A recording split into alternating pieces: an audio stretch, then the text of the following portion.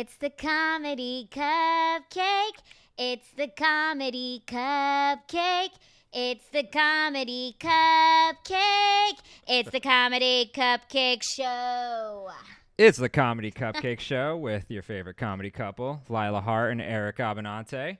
It's June 16th, 2020. Tuesday? It is Tuesday. Nailed it. Yeah, today's another beautiful day here in California.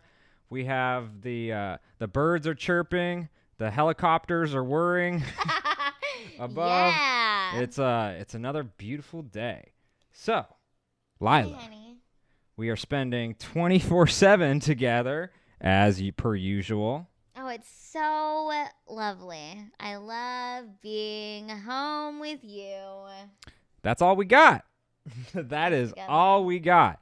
But it's great. So, And I love having this podcast. You know, it gives me a reason to do my makeup. I put on a cute outfit today or tonight. it doesn't really matter what I do. I'll always look worse than Lila. So, you know. And I got my shades on. You look beautiful, honey. You always look great. And she has a gigantic wardrobe ready to go, full of outfits. We could have 1,000 episodes, and she would still be wearing something new. Yeah. Got my shades on, blocking the haters. You won't see it on the podcast. You'll see it on Small Talk Live. She also has an amazing collection of boots. A lot of them are from that website dollskill.com, but Oh, honey, I love that you remembered. That's so sweet. yeah, well, that's where I have to buy them from. Yes. I got her rainbow boots once. That was like the best gift I got her ever. They are the best shoes ever, actually. I love people them. love And them. they're like 6-inch platforms, so they make me Twice as tall. they make me huge. They make me regular size. Oh God, that's so funny. So the first topic today is just what we were talking about earlier. We spend 24/7 together, Lila, during this pandemic time. So what have you learned know. about me and us in general from spending Um, 24/7 together? I learned how much I love you. Aw. I love you more now. You know what? I really feel like if we could get through this time together, we can get through anything. But God, we've just been through so much in our relationship. It's unbelievable. Yeah, well, I'd say the valley, not the peak, but the valley of our relationship was I was broke. I had no job. I Worked was for Postmates. Yeah, I was working for Postmates, and to get extra tips because we needed every cent we could get. Oh God. I had Lila deliver stuff door to door. I was Sweet driving. is that though, Eric? That I just have to say, I love you so much that I rode around. That's literally the definition. I rode around with Eric while he was delivering Postmates, and then I would be the one to actually deliver it. I remember one time, a group of guys had ordered Jack in the Box, and I knocked on the apartment door. And when they opened it and they saw me, they're like, "Hey, you're not the dude." And I'm like, "Yeah, but they wanted me to stay for the party, and the party looked fun, but I was like, gotta go back to my man's That's literally the to the car definition. because we gotta go deliver more McDonald's." Literally the definition of ride or die, you guys. Because Riding and dying in the Postmates because car. if we My God. didn't do it, we would have died. That's how much we needed the food money. Yeah, so gosh. it So was pretty gnarly. But that's how you know she's the one. Because if she can stick with you through your peak of loserdom, you can get through anything. I mean, we're seeing people get divorced with like millions of dollars. Like, you guys have pools. Like, how do you get divorced in a mansion? Just go to the other side of the mansion. Yeah. I mean, I guess, you know what, it's crazy is this quarantine we're together 24/7. I really feel like I've used this time to learn to love myself more, hence why I haven't shaved my armpits. I have not shaved my armpits since March. This is all natural. I haven't shaved my armpits. Yeah, that's what I learned about Lila. She is just as beautiful au naturel as she is shaving. So I like it, I have to say, it feels so liberating to just be like a hairy armpit girl. At first I did it And I was like, oh, I'm just gonna do it, see how long my armpit hairs will grow. And then it's like now I just like I like them. Like my friend. Her My leg furry hairs. friend. Her leg hairs are actually pretty soft, actually. So I don't mind because the girls who continually like shave their legs, you kind of get like the 5 o'clock shadow, but on the legs.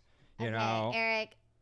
It's probably not. Eric just loves me as I am, but I think everybody should just love themselves as they am. But if you, as they am, as you are, whether you shave or not, I'm not here to be like, hey, I don't shave my armpits. Everybody out there in the world, you should not shave your armpits too. This is just what's working for me right now. And it feels good. It feels so good to just be myself. You know, you don't have to worry about, putting on makeup and going out. This is when you put on makeup for this show. I guess not only that, though, it's like I have discovered what I truly love. Like, oh my God, Eric, I have to go fix that. Hold on.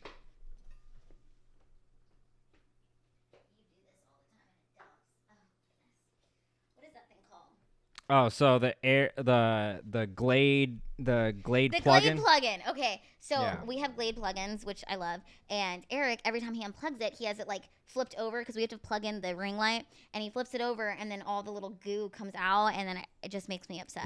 It leaks. It leaks because he doesn't set it up properly. But I fixed it, so we're fine. And I just learned something. See, look at us. As we're learning. We're learning about each other. Yeah. So I'm not shaving my armpits. I have realized, about the makeup. Okay, I have learned to love my face without makeup, but I also love makeup too. So it's fun to wear makeup when I want to, but I'm also totally okay without wearing makeup, So this quarantine, spending a lot of time alone together has just taught me what's important. I already knew I loved your face with or without makeup. Oh, that's so sweet. It's always important, just in general, you want to see your lady without makeup. Because when you wake up next to her in the morning, that's the real her. That's the real her. She's not putting on her face. This is the real me. Yeah, and I love the real her. It's worked out great. So yeah. Oh, also, today is officially the first day that I've had without coffee.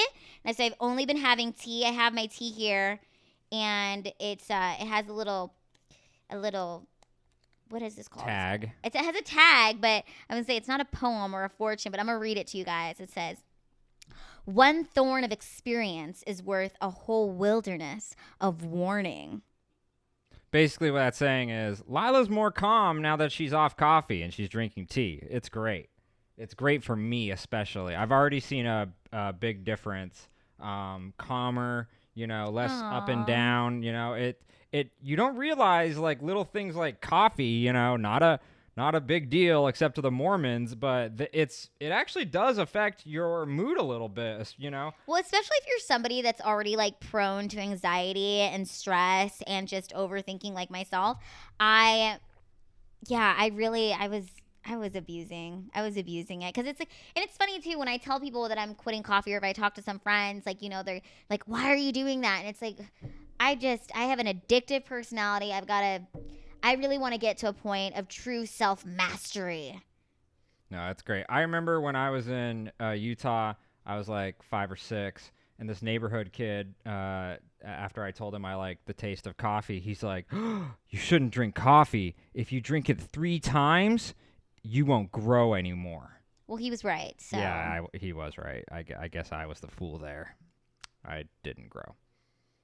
Yeah, I heard that too, and that's why I didn't drink coffee till I turned 18, which is so dumb because... We went the opposite strategies, and we ended up in the exact same place. Yeah. That's so funny. That's ridiculous. I've also been taking a lot of vitamins, which is why my nails look so good. Look at my nails. My natural nails because of the vitamins. In an unrelated story. And the vitamin D upstairs and the D right here. In an unrelated story, she stabbed me a couple times accidentally. With these nails. She's like Wolverine. I'm like Cupcake. She is like Cupcake. My hands up and down them, you'll see scars from Cupcake mostly. Eric, playing. They're not scars. Those are That's her artwork. Yes, Cupcake's art. Cat Okay. tattoos. You're right. You're Cat right. tattoos. Why would I call them scars? That's so inaccurate.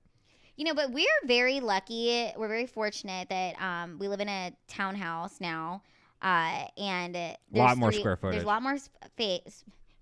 Just a lot more space, and you know, so we have the bottom floor, the second floor, and then the rooftop. So it kind of is like a workout for me because of the stairs, especially. But it kind of gives a bit of like, you know, we can switch up the vibes a bit. Oh yeah. Yeah, and in the house. I learned that, you know, when we were living at my previous place that square footage is key. You know, we fought a lot more when we were at the previous apartment because we were literally in a small area that was a fifth of the size of just this living room. And our cat was just stuck in one bedroom. I feel so bad that that was her first like year of life, but now she's a queen. She's in her queendom here, Living life. running up and down the stairs. It's great. And she tries to scratch at the staircase, so I take my little spray bottle. When I get the spray bottle out, she knows Mama's mad. So Yeah, it's great. I would say one of the main things I've learned traveling in this big apartment is just I really love Lila's mind. You know, I found my best friend. It's really, really lucky to have that. You know, we just the way we can have deep conversations. Like we'll listen to audiobooks and discuss each chapter. we take a lot of baths together. And just That's the perks of being like small humans. We can fit in a tub together. It's really comfortable. It's nice. I mean, like it's kind of like a pool. It's like a jacuzzi. You know what I'm saying? And we got bath salts. Oh, that's one thing. We've really become obsessed with bath salts and bath oils. I like the oils better. The oils than are really the good. salts. I'm not one of those face eaters from Florida. I'm not as big into the bath salts, but the bath oil I highly recommend. It changes the whole feel of the bath, and you get out and your skin does feel way different. I thought it was like, you know, some voodoo bullshit magic, and then all of a sudden I tried it. I was like, "Oh, this isn't a waste of money. This is pretty freaking cool." Yeah, it's so funny. I love the baths with you. Talk in the bath. It's great. Yeah, it's pretty dang good. We have a good relationship. I would say one of the things I learned about you is not only are you, you know, a great pet lover, which I think we've gone over. I love animals. But you've got a green thumb.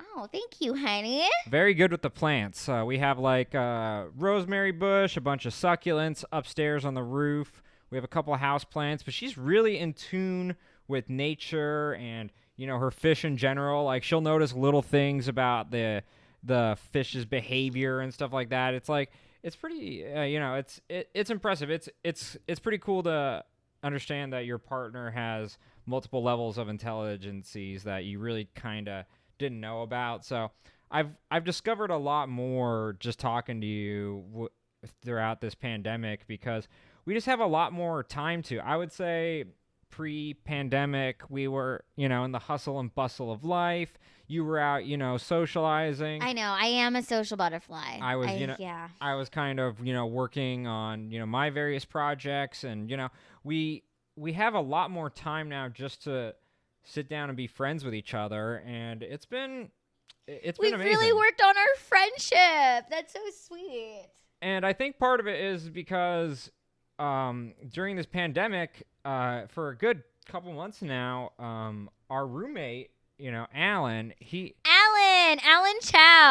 He, you know, our Channel 310 artist extraordinaire. He's been gone for like a couple months now because he's been in Utah visiting his daughter, and so it's just like it's really interesting because before, you know, we could divide it up between three of us, correct? You know, so it's like, you know, there's like a lot more, like I can hang out with Allen, she can hang out with Allen can hang out with, you know, one of us, you know, and then we don't have to necessarily rely on each other. But now that Allen has been gone for a couple months, it's really just been us and Cupcake. It's been really nice to have this time together with you. Like I said, I feel like our relationship has blossomed and we've gotten closer, and our friendship's really developed. But I must say, I do miss Allen a lot. Allen is the dream roommate. He's honestly okay. It's kind of funny because Eric and Allen have known each other since they were in 7th grade. Mm-hmm. Yeah, middle school. So they're best friends back then, and I feel super blessed that Eric's best friend from childhood has become one of my best friends. Like, I would describe Allen as if I was to ever, I grew up with 2 older sisters, so I never knew what it was like to have a brother. But Allen is the closest thing as to what I think it would be like to have a brother. That's perfectly said, actually, because I have a younger sister, and I never grew up with a brother either. I was actually like the firstborn male on my parents' side of the family, and so it was pretty it's pretty cool to have Allen. So we went to Midvale Middle School in Midvale, Utah, and I knew him pretty well in 7th grade, but it was 8th grade in swimming class where I really got to know him well. We were like the only middle school in the Salt Lake area to have a swimming pool, and so we had swimming class. It was great, and him and his sister, like, they were trained to be like I think it was like this Olympic swimming program or something. Oh my and God. So Allen was figuratively but almost literally swimming laps around everyone else in the class. And back then he wasn't necessarily as athletic looking as he is now. And so it was more of a shock when he just, was in the pool just flying, and that's actually something with Lila. Lila is the most agile or athletic in water. She's like a mermaid, and so that's really where she's like, naturally she's done scuba diving, snorkeling. And so she's actually surprisingly adept at swimming as well. And so, yeah, with Allen, I was just like, wow, because I can't swim very well. And so we were all like, middle school kids are such assholes. We were all like making fun of him for swimming well. We were like, oh, you must have swam here from China. And he's like, I was born in Utah. But it was just like, he is just, our relationship has really blossomed. We went to middle school together, went to high school together, and then we went to University of Utah together. Oh my gosh, that's so cool. And then not only that, but we end up living together in a house off campus. It was us 2 and then 2 roommates. And yeah, we just Allen has always been there for me throughout my life. He's been like a constant. And so when he moved out here to LA to join us on our stand-up comedy, and content creation mission, it was almost feels like it was written in a movie. Destiny. It was the most destiny. It was destiny. It was the most validating experience I've had in stand-up, because that, it's like, that's really like the first person who's like, oh, I'm a fan of what you do, really. Like, he moved out here and was like, okay, I'm going to join what you do. And I was like, oh, wow, I must be doing something right. And, it's crazy because we, a year into our relationship, me and Eric went to, his sister got married. And so we flew to Utah for his sister's wedding. Oh, and at the, after party is when I met Allen. Okay, this is really funny. Eric doesn't drink. We're both clearly sober right now. But, I mean, Eric doesn't drink at all. I've never seen him really sip on a beer or nothing. But at his sister's wedding, he got wasted. I'm sorry, I have to out you. He got wasted. The after party, not the wedding itself. Not at the wedding. At the wedding, everybody was sober. But we went to my first friend I ever made in my life when I was 3 was this kid named Justin Yerberry, and we went to so the after party was at his parents' house. It was really cool. And they're very sweet people. They're some of the sweetest people ever. And so I got sloshed. There was insane. A big thing of Crown Royal, and I just had drink after drink after drink, probably the equivalent of like what 10 shots would be. It was a lot. In retrospect, it was like, well, no shit, Eric. What'd you expect to happen? And so by the time that Allen had come over, Eric was nearly passed out. And so I met Allen briefly, and it's just so crazy to think that I met Allen, and then a year later he moves to LA and he becomes our roommate. But it was like that brief moment that we met. I think we like took a picture together, and it was just a quick thing, but it was just so funny to think how life works. I was blacked out, so all of this has been told to me. I can't really verify. Eric was so blacked out that his parents left us at the house and they went back to the hotel. Oh, I didn't know that part. Yeah, they went back to the hotel and they're like, you guys just sleep here and we'll pick you up in the morning. So we didn't even get to go back to our hotel room. I had to take care of Eric in his childhood friend's guest bedroom. And I took care of you.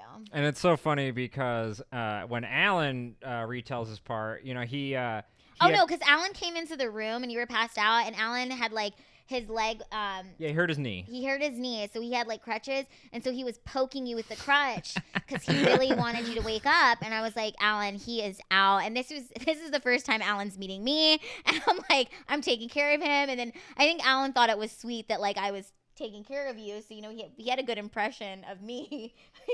And I wasn't thinking anything because I was unconscious.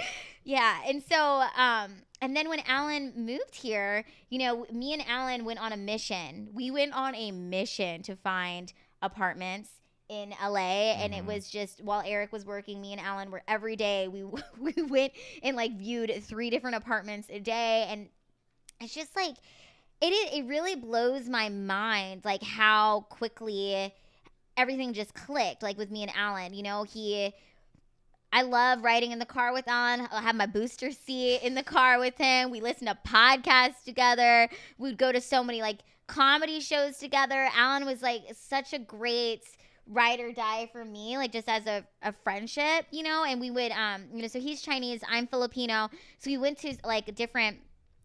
We went to the Filipino American comedy show where it's just really fun to go with Allen to a bunch of Asian comedy shows because we can like, you know, vibe there. Yeah, Allen is 6 feet tall. Oh yeah, that's right. surprisingly tall for an Asian guy. But one of my favorite stories of this, there's this comedian in Utah. He would perform at Wise Guys all the time, and he would do this bit where he would pretend that the mic was a penis and he would like shake it in someone's face, and he would do it to the same seat every time. So if the audience member sat in that seat, this would happen to you. So I sat Allen there when we went, and his name's Marcus, comedian. He got second to Elijah Schlesinger on Last Comic Standing. He's very funny. You should check him out. Master impressionist. He's just such a good comedian. He is the best comedian in Utah. And so he was just, you know, he was doing his thing, but he did that bit to him. But before he did that, when he saw Allen just at the beginning of the show, he was like, "Oh my God, you look like a panda." Just started rubbing his hand through Allen's hair, you know, just like made him a bit the whole night. So then he does the mic bit. But then he goes a little extra into it. He kisses Allen, and then he makes Allen get on stage with him. My God! He sits him in a stool, and then he sings like this whole song to him, and it was so great. You know, after a show, a comedian, you know, all the fans will go up to the comedian. There were a couple fans going up to Allen. They're like, "Oh, Allen, you were great. I loved you." You know, and I think that was like the spark of, you know, what he had done. We had gone to one previous show together at Wise Guys. It was Dave Attell. We were too young to go because we were under like 18. So my mom took me and Allen to go see Dave Attell. We actually still have we have a picture. I'll put that up. We have a picture together with Dave Attell. It was the coolest thing. You'll see my really long hair. And yeah, it was just like, it was such a cool moment. Something we'll always remember and cherish.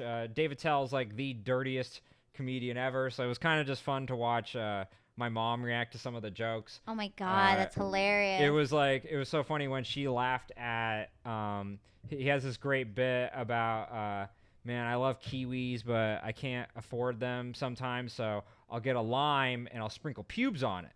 Oh my God. And my mom laughed really hard at that joke, and it was really an eye-opening moment to me because I looked at a comedian and I was like, wow, he made my mom, who I think of as my mom, laugh at this dirty joke, and it showed me the power of comedy. And me and Alan still talk about that show to this day, and it was just like it was a special moment. And for me and him to be working on stand-up and the craft, it's like it's really it's a really validating, emotional, heartwarming experience. He has been such a great addition to our lives and to Channel 310. And it's like, not only is he hilarious, he's a very talented artist. He's along with Nikki, he is the other animator for Cupcakes. Yeah, Commander in Chief Cupcake. And so, yeah, we should put up the banner. Yeah, right now so they can see it. Yeah, the banner. The banner is amazing. And yeah, I'm so grateful to have Allen in our lives. And like I said, I have had 17 different roommates, and I've lived in 7 different cities, and I've gone through, like, it's been a 8-year journey of me living in California. And this is the first time in my life that I chose my roommates. I chose where I was going to live. My roommates are not from Craigslist. And it's just, the harmony is amazing in our household. And trust me, I have not had this kind of harmony that I have living with Eric and Allen. And I couldn't be more grateful. He's the best. And, part of the reason why we're bringing this up today is he sent us a set that I believe he did at the open mic at Wise Guys, full circle. And, it was his best set ever. It was remarkable. So okay. It was so good that, like, I nearly started crying because I was just like, number one, I miss stand-up comedies so much. And number two, to, like, hear Allen just execute those jokes and to get those big laughs from that crowd, it just it makes me feel so good. Like, it was just... It was awesome. So thank you, Allen, for sending that. You really made my day. You made me miss stand-up, and I'm just so proud of the work that you've put into stand-up and all the art, and it was just, God, the set was so good. Yeah, and it reminded me of, in literally 8th grade, we would be in tech lab. That was one of the classes, and we would just be, we would be sending each other, stand-up bits and, CDs. I remember very specifically we were, listening to a Mitch Hedberg CD in Tech Lab class, and we were just talking about how cool it would be to be a comedian. And it's just, it's really, it's kind of mind-blowing and surreal that we had got to this moment and where now both of us are following our dreams.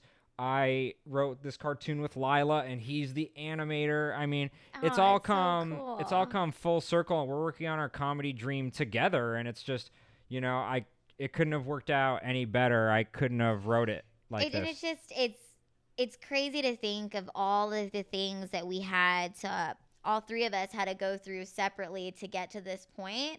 There were so many hardships in my life that I had to overcome, and to now be here with the 2 of you getting to really, okay, I know comedians like, oh, when am I gonna make it, and for me it's like, comedy gave me everything that I've ever wanted. Like, I already feel like I have made it. I have the love of my life. I have a best friend who's like a brother. I have all these fish and my cat, and we're working on a cartoon. It's like I'm living the dream. And I just think that if you can learn to live in the moment and to take life as it comes, every single day, and then work on being happy in the moment, it's like you'll make it quicker.